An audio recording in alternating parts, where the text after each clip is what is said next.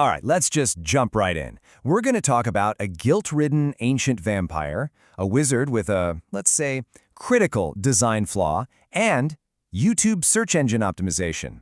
Yeah, I know, it sounds like three things pulled out of a hat, but that's kind of the point. We're looking for the hidden rules, the secret patterns that show you how to win when it feels like the whole game is rigged against you. At the very heart of this whole thing are two problems that are, weirdly, mirror images of each other. So on one hand, I want you to picture a being with nearly unlimited power, but his entire life, his whole existence is a desperate struggle to stay hidden, to keep that power completely under wraps. And then on the other hand, picture a creator, someone with a lifetime of amazing work, a powerful story they need to tell, but they're fighting just as desperately to be seen, and they're being pushed into total, absolute obscurity. So, what on earth is the connection here? How could the solution for one person's problem have anything to do with the others? That's the puzzle we're going to piece together today. To figure that out, we have to look at a tale of two systems. First up, we've got Elias. He's an ancient vampire, and his problem isn't a lack of power. Not at all. He's constrained by his own very rigid, personal code of ethics. And then we have a creator from our world, StephenGS3, who's trapped by the crushing invisibility of a digital algorithm. So the first system we need to get our heads around is called the masquerade. Think of it as this unwritten rule book for the supernatural world. And rule number one is simple. Stay hidden from humanity, no matter what. But for Elias, it's way more personal than that. It's this whole internal system he's built to keep the monster inside of him on a very, very short leash. And the second system? Well, that's the algorithm. It's that incredibly complex set of rules that decides what you and I see online every single day. Its only job is to sort and rank this endless tidal wave of content. But for creators, this system is a gatekeeper. It literally decides if their life's work gets seen or just vanishes into the digital void. The rules are just as strict, and believe me, just as consequential. And this brings us to the core issue, because in both of these systems, our characters are stuck. They're crippled by one fundamental flaw. And despite having all this incredible potential, their raw power just isn't enough to get the job done. I mean, this quote from Elias, it says it all. When his world comes asking for help, he literally, physically recoils from the idea. His immense power is a weapon he has spent centuries trying to bury. So his crippling limitation isn't that he can't do something. It's that his own moral code makes his greatest strength totally unusable. He won't use it. And for our creator, StephenGS3, man, the story is just heartbreaking. Their post on Reddit details this history of losing all their creative work. We're talking comics, writing, research, to fires, to just plain bad luck again and again. So they turned to YouTube as a final safe place, an archive to protect their life's work from any more disasters. But the system had other plans. Their work became a digital ghost, totally invisible, just lost in the noise of the algorithm. Okay, to really wrap our heads around this paradox, having huge potential but one crippling weakness, we need a really clear-cut example. We need numbers. So we're going to pivot for a second into a world of high fantasy to meet a young wizard named Larry Thorne. So Larry's magical aptitude test lays this problem out in black and white. Just look at this. His magical capacity and aptitude, legendary. His stamina, off the charts, SSS class. He has the potential, the smarts, and the endurance to be an absolute legend.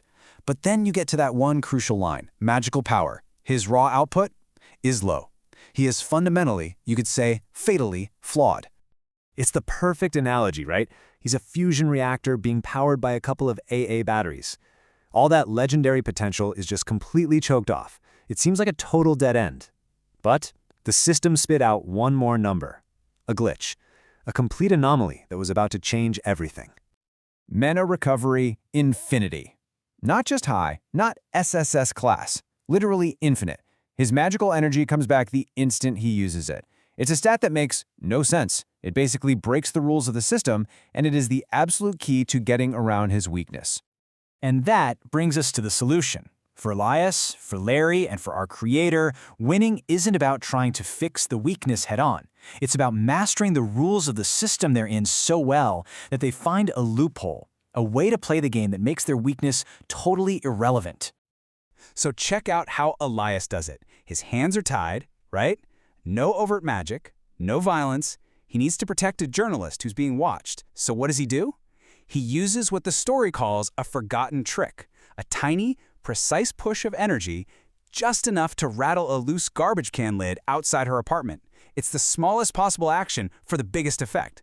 The watcher gets spooked, the journalist loses her concentration and closes her blinds, goal achieved, and he never broke a single one of his own rules. Now back to Larry.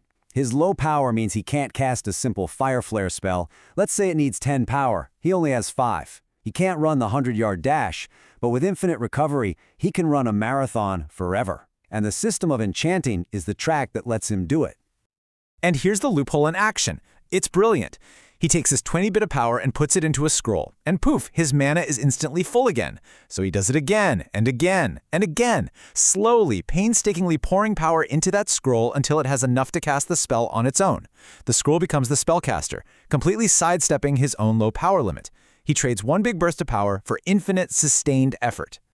So what in the world does a wizard enchanting a scroll have to do with our creator? Well, they are Larry. They have legendary capacity, a lifetime of incredible, unique work, but they have low algorithmic power. They're invisible. To win, they have to stop trying to force their way through and instead become a master of digital enchanting, YouTube SEO. And this digital enchanting really boils down to 3 key things, 3 parts of the spell. You've got the title, which is your hook. You've got the description, which provides all the deep context. And you've got the tags, which create those all-important connections. Okay, let's start with the title, and this number, 70.